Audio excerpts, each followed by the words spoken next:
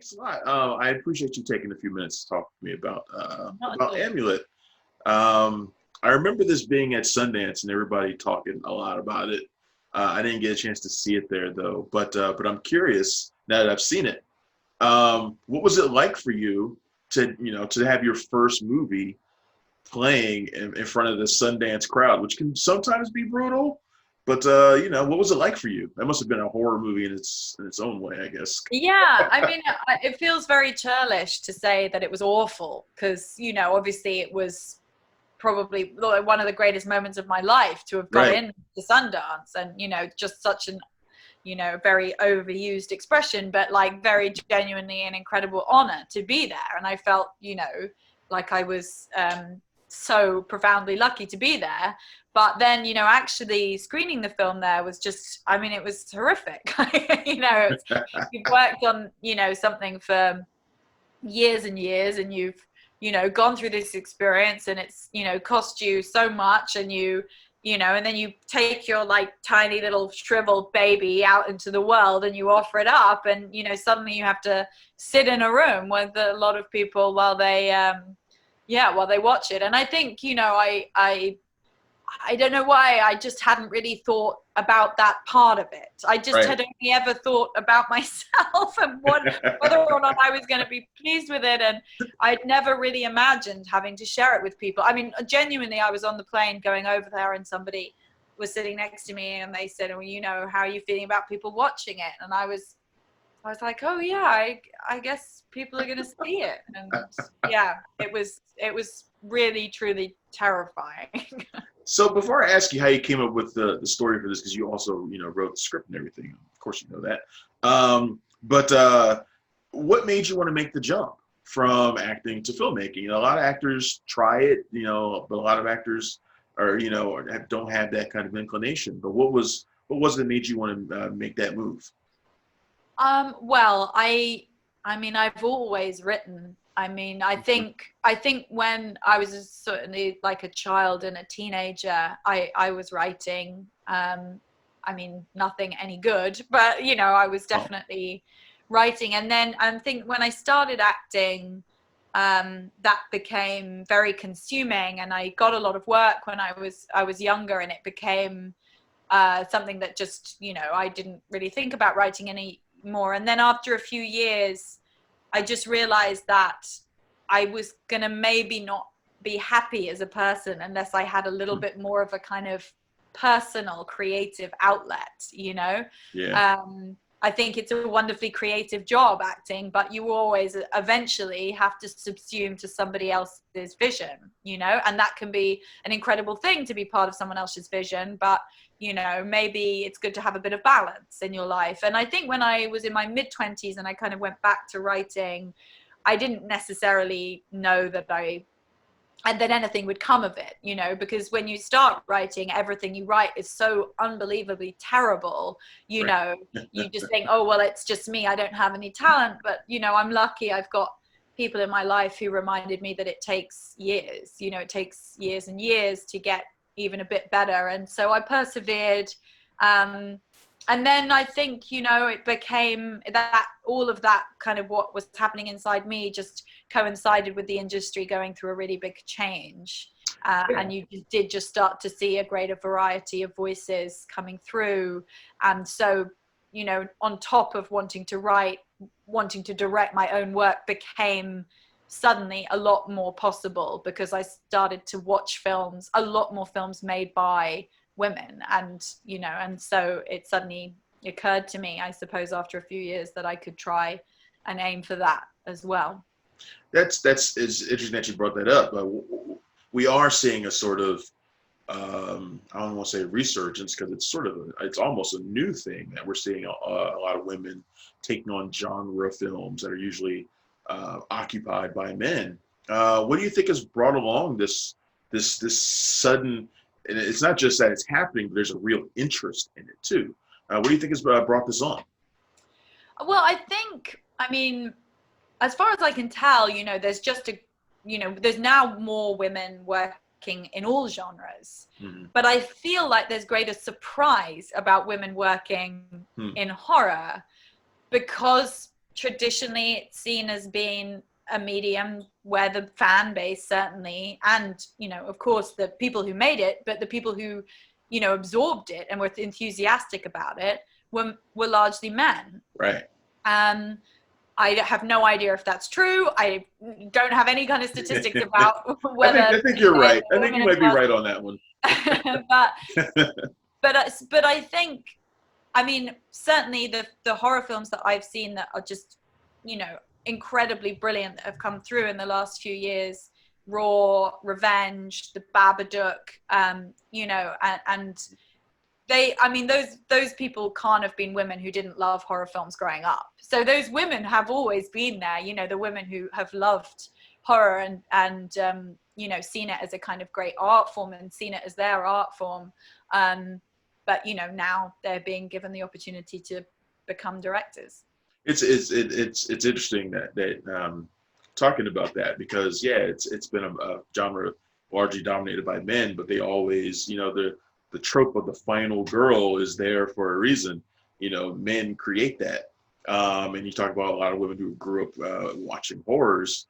I think we always, as men, we always just sort of imagine them as like the girlfriend who would come with us to the horror movie, right?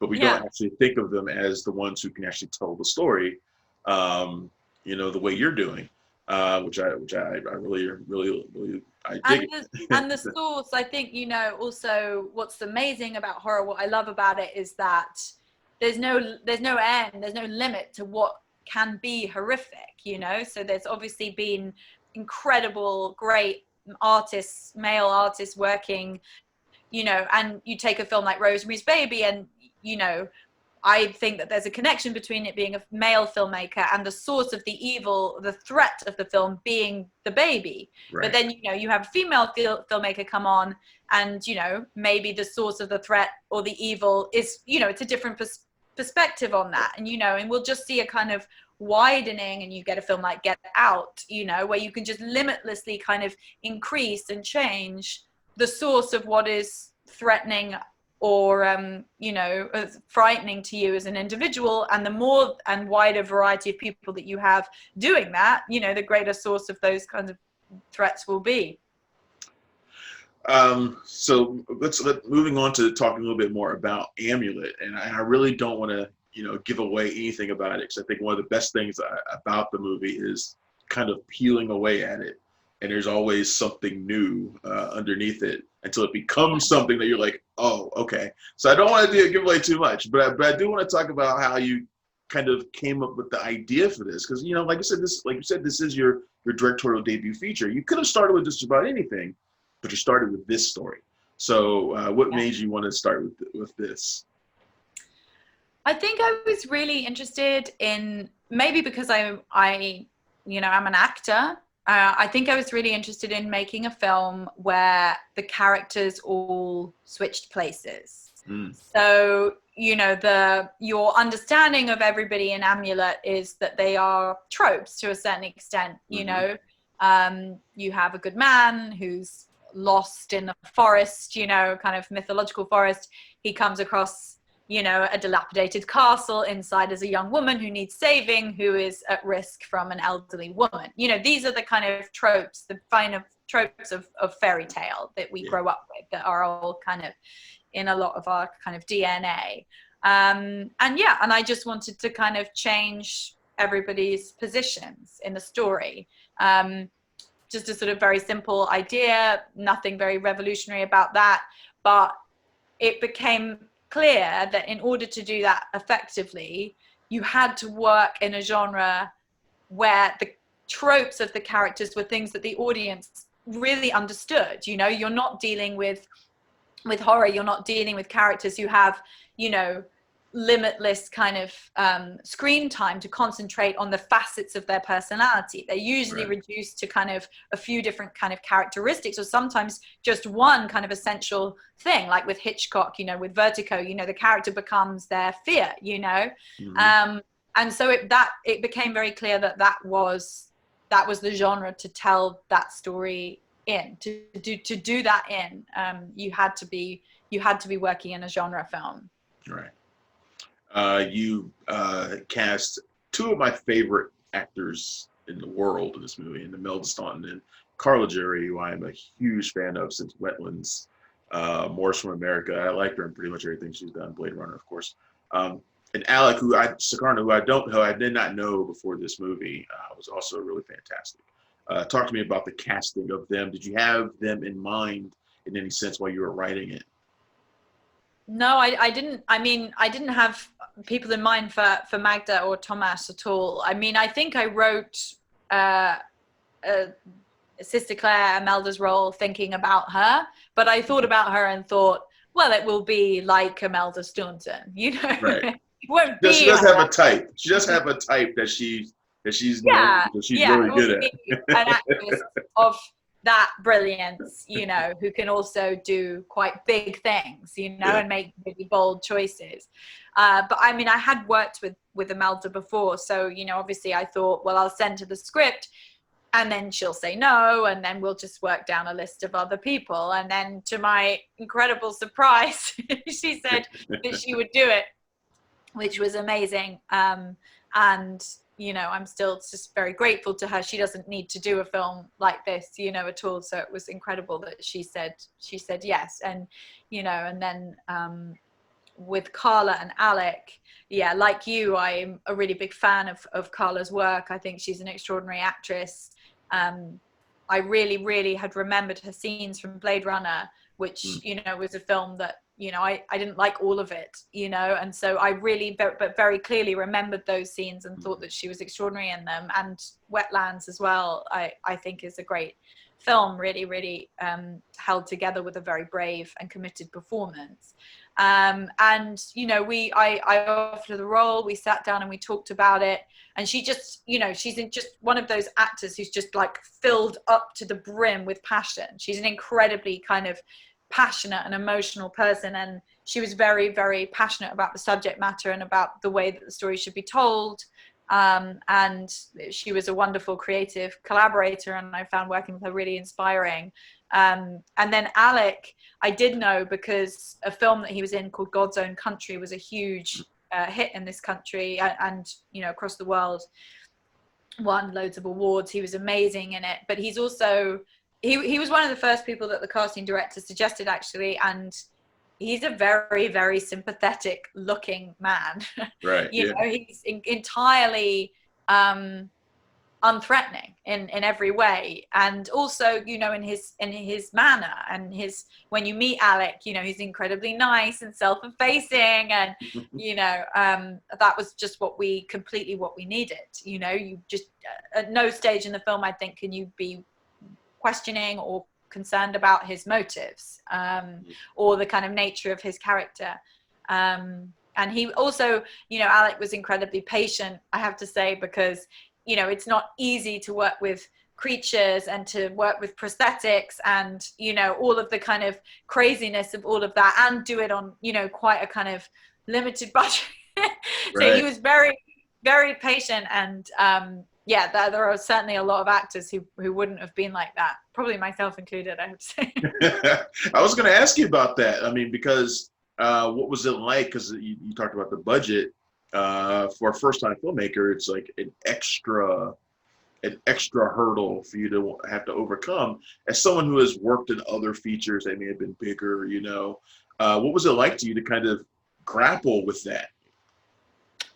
Yeah, it was difficult. I think it was one of the things I think I found most difficult and very challenging, and I still really haven't had a direct answer from anyone about how you manage this, is when someone tells you how much money you have for something, like, you know, these are the 3 different cars we have, and you go, well, they're not right, can we get another one? And they say no. Like, how much can you say no, it has to be different? Like, I still haven't quite had a direct answer from anybody about that, because I think with a limited budget, you know, people are always going to say you can't afford it. Every single thing you want, people are going to say we can't afford it. And, you know, and actually my producer, Matt, was very good at saying very early on, the thing about film like this is you have to focus on a number of specific things. So for this film, the special effects, you know, the practical effects, we're just going to swallow up a lot of our budget, and, you know, and then visual effects in post.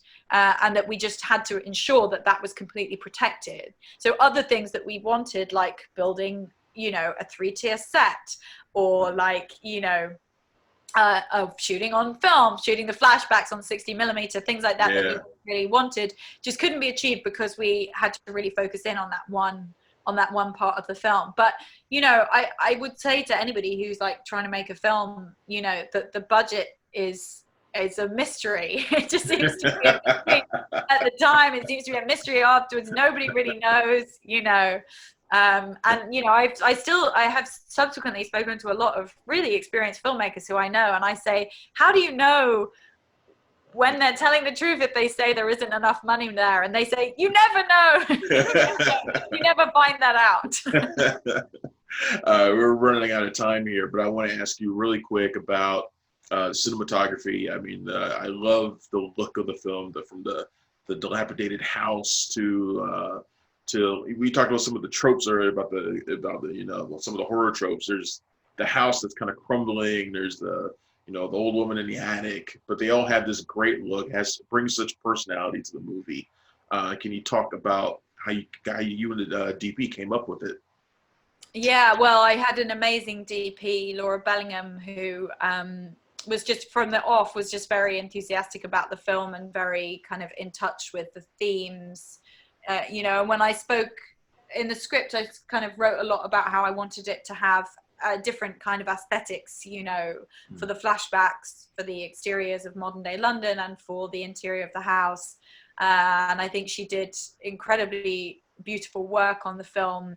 The flashbacks have a kind of, they were Zeiss lenses, have a kind of crisp, clear but rich kind of color saturation, and then in the interior of the house is much more knocked back. And Laura and Francesca and I, the production designer, and I worked a lot on kind of, you know, lots of light diffusion, and it had a much more kind of soft, romantic, kind of classic feel to it. And you know, London exterior was, you know, London as we would know it and understand it from a kind of handheld kind of drama, like sort of British realism. So there were these very kind of 3 very distinct aesthetics, and you know, I thought that there might be some resistance to that, to making kind of the different parts of the film feel very different, but they didn't, and they were, you know, great collaborators. And something that you know, we did a lot of kind of paranoid angles and explored a lot of ensuring that the interior of the house always felt, you know, really risky, like a kind of psychologically risky place to be. But then, you know, the creature work, you know, it was important at certain kind of, not to give too much away, at certain points of the film, there's a scene where you feel like something that's really disgusting could also kind of be beautiful, you know, and sort of exploring the kind of, right, I suppose the kind of connection between something being really awful and really lovely at the same time. And Laura was just really great at understanding the words, that the language that I use, she was able to interpret brilliantly into her kind of into her photography. Well, this has been great. I appreciate you taking some time with me. Enjoyed the film. Enjoyed the film. I was telling one of the publicists that I can't get the last few minutes out of my head. So I imagine I won't be the only one who feels that way. So I hope so. I hope so. Well, thanks a lot. I wish you the best of luck with the film, and thank you again. Thank you very much. Nice to meet you. Thanks. You too.